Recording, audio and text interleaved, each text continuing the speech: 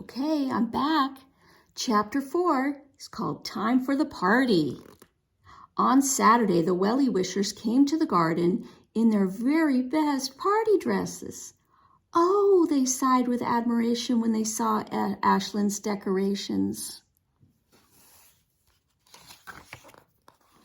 The tea table looks beautiful, Ashlyn, said Willa. Yes, I love it. It's wonderful, exclaimed Emerson. I like how you've folded our napkins specially for us, said Kendall. And they're in the shapes of things that we love. See the napkins?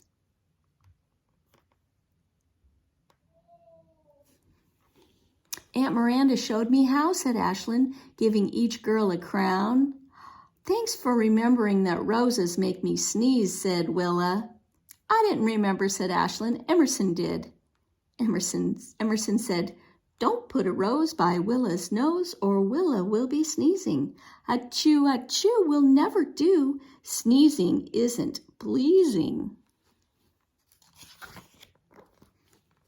You remembered that nuts make meat break out in red spots, said Kendall. Nope, said Ashlyn. That was Willa. She said, the squirrels must eat Kendall's nuts or Kendall will be spotty. Does Kendall want an itchy rash? Absolutely naughty. Did you remember that I like to sleep in a tent? Asked Emerson. Kendall did, said Ashlyn. She said, Emerson must have a tent or else she won't be happy. I'll pitch a tent and make it snug and also make it snappy. Well, it was you who remembered that I have no teeth, said Camille, who by now had figured out how to talk without a lisp. You said, you have lost your 2 front teeth. Your food must come in slices. If your apples cut apart, that will be the nicest. And it was you who worked very hard to make the party wonderful. Thank you, Ashlyn. Yes, thank you, Ashlyn, said all the other Wellie Wishers. Thank you, said Ashlyn. She smiled at the girls. You all helped me, she laughed, saying, and you know what? It was way more fun when you were helping me. Even though it means that the party is kind of unsurprising for you. It's an unsurprise party, cheered the Wellie Wishers. We love it. And all the girls chanted along with Ashlyn. The sun is shining in a bright blue sky, just so. My friends are all happy, and so am I, just so. We're wearing best dresses and flowery crowns, just so. We'll eat pretty treats that we pass around, just so. Oh, everything we see is just so wonderfully, just so perfectly, just so. Okay, and chapter 5 is called Surprise at the Unsurprise Party. The girls were having a terrific time until plip, plip, plip. Uh-oh. Plip, plip, plop. Is it raining? Swoosh! A gusty wind whooshed through the garden, blowing the napkins and flowers off the tea table and toppling the tower of treats. Gush! Buckets of rain pounded down, drenching the girls in their dresses and making the tent collapse in the middle and fall to the ground like a soggy puddle. Crack! Lightning ripped the sky in two. Kaboom!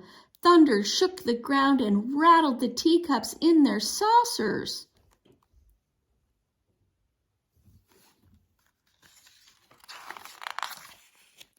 As quickly as they could, the girls dashed into the playhouse. I'm soaked, exclaimed Emerson. Me too, said Willa. I'm as wet as a fish, said Camille. I'm as squishy as a sponge, said Kendall. Ashlyn didn't say anything. She started to cry.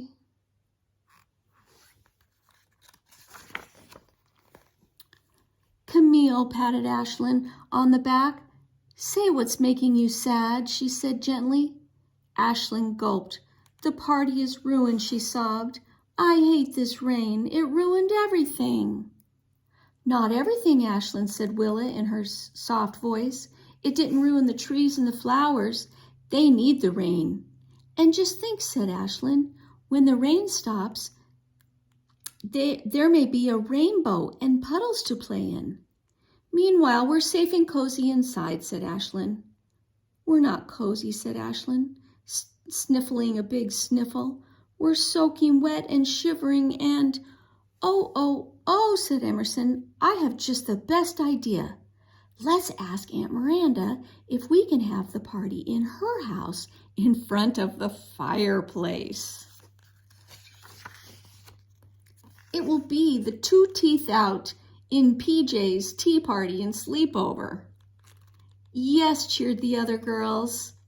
Emerson's new name for the party had such a funny tongue-twistery sound that they all had to laugh, even Ashlyn.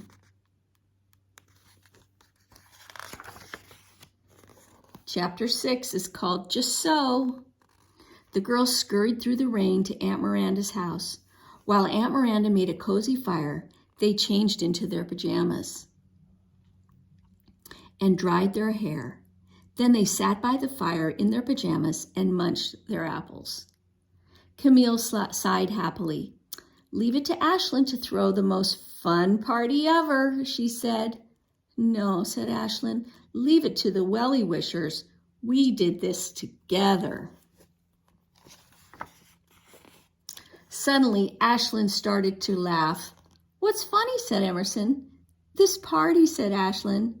She asked questions and the Wellie wishers answered. Is the sun shining bright in a bright blue sky? Well, no. But are you unhappy, or am I? Well, no.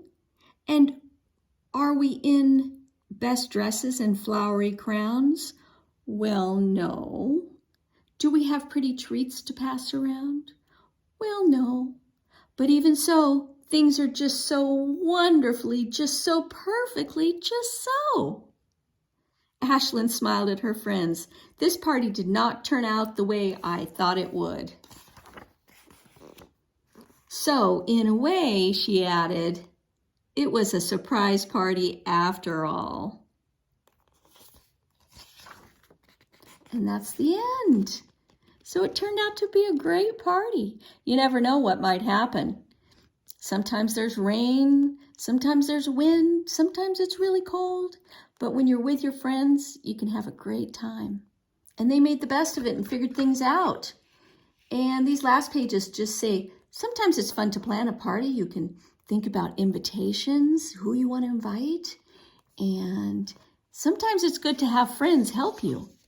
You can make decorations, make your cupcakes. You can make little treats and yummy drinks. And you can have fun things to do like making crowns or a big, beautiful painted mural. You could play hide and seek, or you could have a stuffed animal parade. Or you could play mirror, mirror. And I thought this was a good idea. It says, sit in a circle and have one girl make a goofy face at the girl next to her. And that girl makes the same face to the girl next to her. See how much fun the face has changed by the time it's back to the first girl. Are fun things to do sitting in a circle. So that was a great book. They ended up having an unsurprise party, didn't they? But they had a great time with each other. All right, and that's the end of our story. I hope you liked it. Until next time, bye, girls.